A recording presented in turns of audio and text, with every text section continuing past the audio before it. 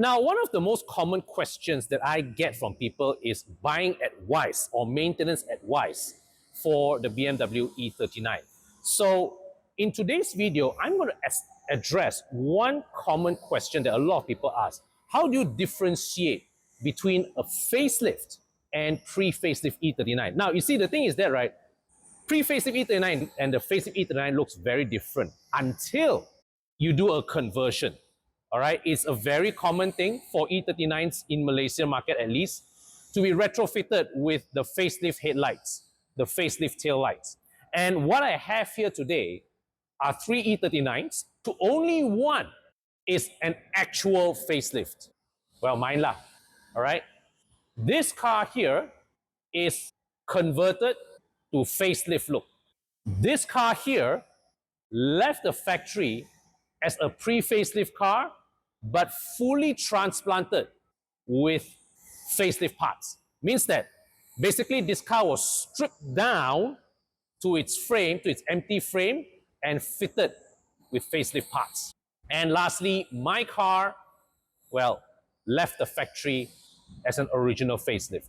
So spend the next few minutes with me and I'll show you how exactly, if you walk up to one of these cars, you'll be able to tell definitively for sure whether the car you're looking is an original facelift or is it a convert. So now there are also many E39s out there that they only do the light conversion, but they left the original pre-facelift bumpers unchanged.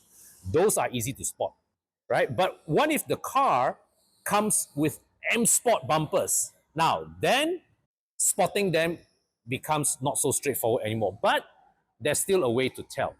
So the first sign that I would look at is I would check the gap of the taillights, because a retrofit taillight, sometimes if it's not done properly, and I will show you later on, the gap is inconsistent. So in the case of these two cars here, the taillight conversion was done properly.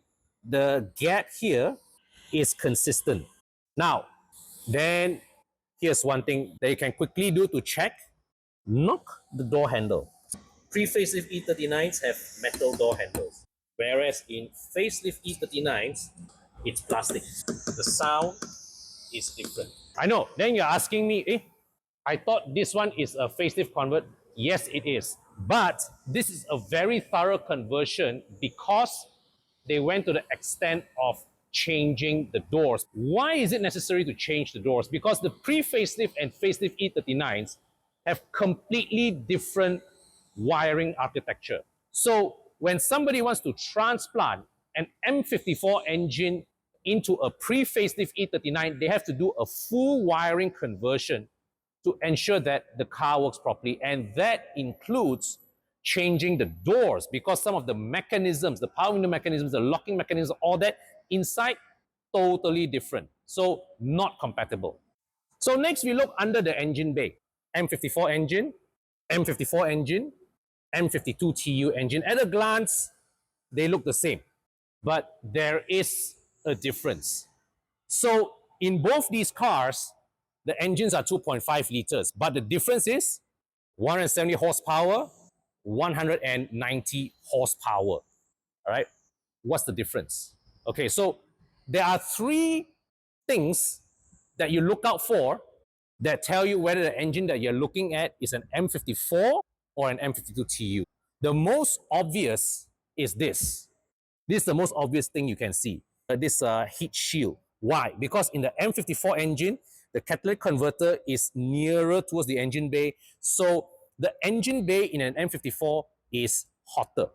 All right, so that's why BMW put additional heat shielding. This is something I tambah one. Okay, this did not come in the car. I tambah extra for my car. All right, but in an M54 engine, you will always see that heat shielding there. In fact, for the E60, BMW actually even went as far as relocate the ABS module here, because even with this additional heat shielding, ABS module failure is a very, very common fault with facelifted E39s. So you see here, in the pre-facelift car, there's no heat shield right there. It's empty. Okay, and in some cases where owners converted pre-facelift into facelift, they also neglect to put that heat shield there. Whereas that car, they did not neglect. So this car is once again, I emphasize, is a convert, a full mechanical convert, but done properly. Now, the other thing that you see is here. This is only in the M52 cars. This is the OBD port here. In the M54 cars, this area is empty. It's empty. Why? Because in M54 cars, the OBD is read from under the dashboard. Now, the third one, which is not obvious, now actually the fourth one, the third one is this. This is the exhaust gas recirculation module. You get it only in the M52 TU cars you have this. M54 does not have it, but then again, I have also seen US spec M54 cars with this thing here as well. So it's not a sure thing, but in Asia, if you see this, chances are it's an M52 TU. Now, the final telltale is this. I'll confess, I don't know what this is, but in an M52 TU car, you see two of these, you only have one in an actual M54 car. Okay. Now, another sign, right, while you're opening up the engine bay to see whether your car is a convert or not, is that you want to inspect the wiring of the headlights. Okay. Just to make sure that it's neatly done. So you won't be surprised that, say, for example, in the case of a convert, you will have modules like this, additional modules like this, that join from the car's body into the lighting unit. Now, this car here has a very, very nice headlight. I know for a fact from the owner that this car was done by CSB Pro. So it's got LED headlights in there, extra bright at night. I tried it yesterday. The illumination of this was fantastic. So what I've shown you thus far, the door handles, the engine bay, that allows you to differentiate whether that in the case of this car, this is a cosmetic convert. Means that the only thing significant that they have changed are the lights. That's it. Everything else in this car is running pre-facelift hardware. This car is a thorough conversion because basically they strip the whole car down to its shell and they fit in all parts from a facelift car. Headlights, engine bay, doors, seats, dashboard. Everything in this car except the body shell is from a facelift car. So in the case of a car like this, this is almost as good as a car that came out from the factory as a facelift. But there is one telltale sign that if this car was a convert, you cannot run away one. Sure, you'll be able to find it. So earlier I highlighted that one of the things you want to look at in a E39 facelift convert is the fitment of the taillights. And right now, I'm going to dive into the reason why. So if you look at here, my car, remember, is an original facelift. Look at how the taillight is mounted here and how the bulbs come out here. So if let's say when any bulbs are burnt, all you have to do is just turn this and pull this out. Okay, this is how it looks like in a facelift car. These holes are round. Now, you come to this car, look at that. That hole there is square. This is because the facelift and pre-facelift tail lights, the design is slightly different, okay, even from the inside. So it's not directly compatible. And as a result, the shop that does the conversion, they usually have to do a bit of modification to the body to ensure that the lights fit with a perfect alignment. So you can see here, as I mentioned, this car, because it is a thorough conversion, everything in this car came from a facelift car, all right? Even the wiring and all that, and it's all transplanted in here. So in terms of the electronic architecture, this is as good as a facelift car. But the only thing that cannot be changed is the metalwork of the body right here.